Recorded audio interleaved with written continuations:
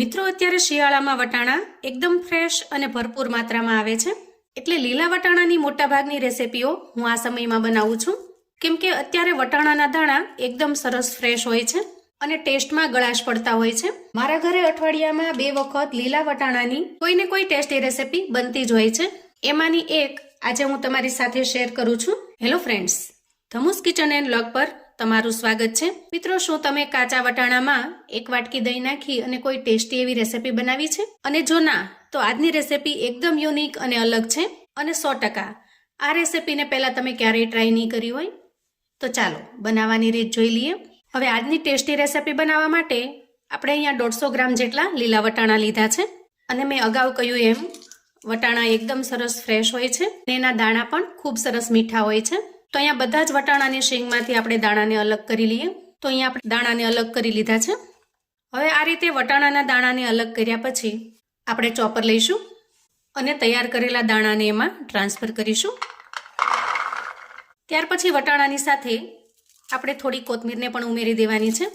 આ રેસિપીમાં કોથમીરનો ટેસ્ટ થોડો વધારે સરસ લાગે છે. અહીંયા જરૂરિયાત કરતાં થોડી કોથમીર વધારે ઉમેરીશું, જેથી રેસિપી એકદમ ટેસ્ટી એવી બને. અને સાથે સાથે ઉમેરીશું 1 લીલું મરચું.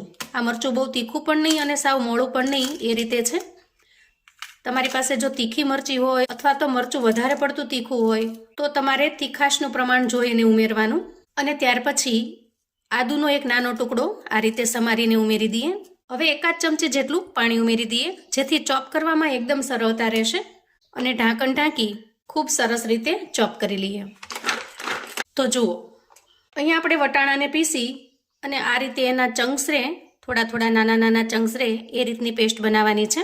આ પ્રોસેસને જો આપણે મિક્સચરમાં કરીએ તો વધારે પડતી ઝીણી પેસ્ટ બની જાય છે, એટલે આપણે અહીંયા ચોપરની અંદર સરસ રીતે વટાણાને ચોપ કરી લીધા છે. ત્યાર પછી આપણે એક મિક્સિંગ બાઉલ લઈશું અને ક્રશ કરેલા વટાણાને એમાં ટ્રાન્સફર કરી દઈએ. અહીંયા માત્ર 150 ગ્રામ વટાણામાં તમે 3 વ્યક્તિને બની શકે એટલો સરસ ટેસ્ટી નાસ્તો બનાવી શકો છો.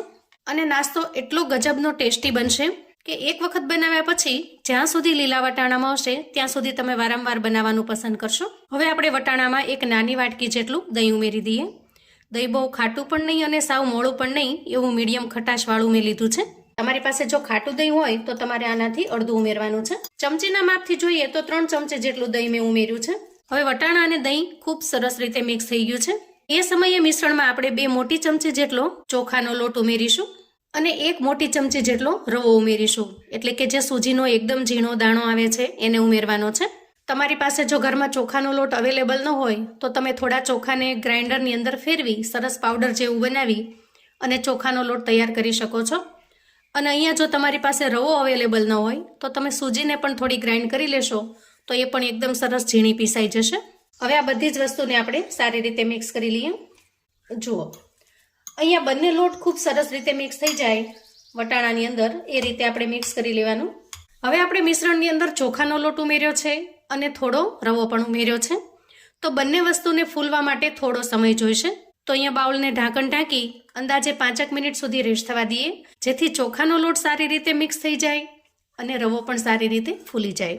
ત્યાં સુધીમાં આપણે આજના નાસ્તા માટેની એકદમ ટેસ્ટી એવી ગ્રીન ચટણી બનાવીશું. તો એના માટે સૌથી પહેલાં કોથમીર લઈશું. આદુના 1 નાના ટુકડાને સમારીને ઉમેરી દઈએ. થોડું લીલું મરચું ઉમેરી દઈએ અને 2 ચમચી જેટલું દહીં ઉમેરી દઈએ. 1 નાની વાટકી જેટલા ગાંઠિયા ઉમેરીશું. તમે અહીંયા દાળિયાનો ઉપયોગ પણ કરી શકો છો અથવા તો શિંગદાણાનો પણ ઉપયોગ કરી શકો છો. હવે ઉમેરીશું સ્વાદ પ્રમાણે મીઠું. 1/2 ચમચી જેટલી ખાંડ ઉમેરીશું. એનાથી ખૂબ જ સરસ ચટપટો ખાટો મીઠો ટેસ્ટ આવશે. પણ જો તમે ખાંડ ન નાખવા માંગતા હો તો સ્કીપ પણ કરી શકો છો. અને ત્યાર પછી થોડો લીંબુનો રસ ઉમેરીશું. દહીંની ખટાશ અને થોડી લીંબુની ખટાશ પડવાથી ચટણી વધારે ટેસ્ટી લાગે છે. હવે ઢાંકણ ઢાંકીશું અને એકદમ સરસ રીતે પીસી લઈશું. જુઓ, એકદમ સરસ એવી ગ્રીન ચટણી બનીને તૈયાર છે. આપણે અહીંયા ચટણીને થોડી ઘાટી રાખી છે, એકદમ પતલી નથી બનાવી. ચટણીને સાઈડ પર મૂકીશું. હવે આપણે બેટરને ચેક કરી લઈશું. તો જુઓ, આ રીતે થોડી વાર રેસ્ટ થવાથી બેટર એકદમ ઘાટું બન્યું છે. તો અત્યારે બેટરની કન્સિસ્ટન્સીમાં સહેજ પણ ફેરફાર કર્યા વગર સૌથી પહેલાં આપણે એમાં મસાલા કરીશું અને પછી જરૂર જણાય એ પ્રમાણે બેટરની કન્સિસ્ટન્સીને બેલેન્સ કરીશું. તો સૌથી પહેલાં અહીંયા એકદમ ઝીણી સમારેલી 1 મીડિયમ સાઇઝની ડુંગળીને તૈયાર કરેલી છે, એને ઉમેરી દઈએ. ડુંગળી ઉમેરવી બિલકુલ ઓપ્શનલ છે. તમે જો ડુંગળી લસણ ન ખાતા હો તો ડુંગળીને સ્કીપ કરી શકો છો. હવે ઉમેરીશું સ્વાદ પ્રમાણે મીઠું 1 ચમચી જેટલો ધાણા પાવડર ઉમેરીશું, 5 ચમચી જેટલી હળદર ઉમેરીશું અને થોડું 5 ચમચી કરતાં પણ ઓછું એટલું લાલ મરચું પાવડર ઉમેરું છું. આપણે અહીંયા ગ્રીન મરચું પણ ઉમેરેલું છે એટલે તીખાશના પ્રમાણને ધ્યાનમાં રાખી તમારે લાલ મરચું ઉમેરવાનું છે. 1 ચમચી જેટલા આખા જીરાને 2 હાથથી મસળી લેશું અને ત્યાર પછી ઉમેરી દઈએ. 1 ચમચી જેટલો લીંબુનો રસ ઉમેરીશું. તમે અહીંયા લીંબુના રસની જગ્યાએ આમચૂર પાવડર પણ ઉમેરી શકો છો. તો તમારે 1 ચમચી જેટલો આમચૂર પાવડર ઉમેરવાનો રહેશે અને ત્યાર પછી દહીં અને લીંબુના રસની ખટાશને બેલેન્સ કરવા માટે થોડી અમથી અડધી ચમચી જેટલી ખાંડ ઉમેરીશું. ખાંડ ઉમેરવી બિલકુલ ઓપ્શનલ છે, માટે તમે ખાંડને સ્કીપ પણ કરી શકો છો, પણ ખૂબ સરસ મજાનો ખાટો અને મીઠો બંને ટેસ્ટ આવે એટલા માટે આપણે અહીંયા ખાંડ ઉમેરી છે. હવે આ બધી જ વસ્તુને આપણે હાથની મદદથી ખૂબ સરસ રીતે મિક્સ કરી લઈએ. અહીંયા મિશ્રણ બનાવવા માટે આપણે પાણીનો બિલકુલ ઉપયોગ કરવાનો નથી. દહીંની ભીનાશમાં જ એકદમ સરસ મજાનું બેટર બનીને તૈયાર થશે.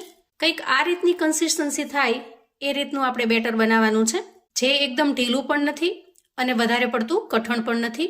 અને હાથની મદદથી જો તમે આ રીતે શેપ આપો તો આરામથી શેપ પણ અપાઈ જાય એ રીતનું બેટર આપણે રાખવાનું છે. અહીંયા બેટર બનાવતી વખતે તમારું મિશ્રણ જો થોડું ઢીલું બને ને તો થોડો રવો અથવા તો ચોખાનો લોટ ઉમેરી દેવાનો. હવે મિશ્રણની અંદર બધા જ મસાલા આપણે મિક્સ કરી લીધા છે, તો છેલ્લે 5 ચમચી જેટલો ખાવાનો મીઠો સોડા લઈશું અને એને મિશ્રણમાં એડ કરીશું અને પછી ખૂબ સરસ રીતે મિક્સ કરી લઈશું. એમાંથી મિશ્રણ કઈ રીતે લેવાનું એ તમને હું અત્યારથી સમજાવી દઉં. જુઓ, હાથને થોડો પાણીવાળો કરી અંદરથી થોડું પોષણ લેવાનું આ રીતે અને પછી તેલની અંદર ઉમેરી દેવાનું. પોષણનું માપ થોડું નાનું રાખવાનું, વધારે પડતા મોટા લુવા નહીં લેવાના, જેથી નાસ્તો ખૂબ સરસ રીતે અંદર સુધી ચડી જાય. તો આટલી તૈયારી કર્યા પછી હવે ફટાફટ ગેસ તરફ જઈએ. અહીંયા ગેસ ઉપર મેં અગાઉથી તેલ ગરમ થવા માટે મૂકેલું છે. જુઓ, તેલ એકદમ સરસ ગરમ થઈ ગયું છે. તો હવે ફટાફટથી આપણે નાસ્તો પણ બનાવી લઈએ. જુઓ, નાસ્તાનું પોષણ થોડું થોડું લેવાનું અને આ રીતે સરસ શેપમાં બનાવીને મૂકવાનો. અહીંયા નાસ્તો ઉમેરતી વખતે ગેસની ફ્લેમને મીડિયમ પર રાખીશું. થોડી વાર માટે નાસ્તાને આપણે બિલકુલ હલાવીશું નહીં, કેમ કે શરૂઆતમાં નાસ્તો એકદમ સોફ્ટ હોય છે. ચમચો અડાડવાથી પણ ખુલ્લી જશે અને નીચેની સાઈડ એકદમ સરસ ક્રિસ્પી થઈ જાય એટલે આપણે એની સાઈડ ચેન્જ કરી લઈએ. ત્યાર પછી ગેસની ફ્લેમને આપણે ધીમી કરી લઈશું અને ધીમી ફ્લેમ ઉપર જ એકદમ સરસ રીતે પાકવા દઈશું, જેથી અંદર સુધી સારી રીતે પાકી જાય. બધી જ બાજુ એકદમ સરસ ગોલ્ડન બ્રાઉન કલરના થઈ જાય એટલે આપણે તેલમાંથી બહાર કાઢી લઈશું અને ફરી ગેસની ફ્લેમને મીડિયમ પર કરી બાકીના નાસ્તાને પણ તળી લઈએ. બનાવવાની રીત એકદમ સિમ્પલ છે.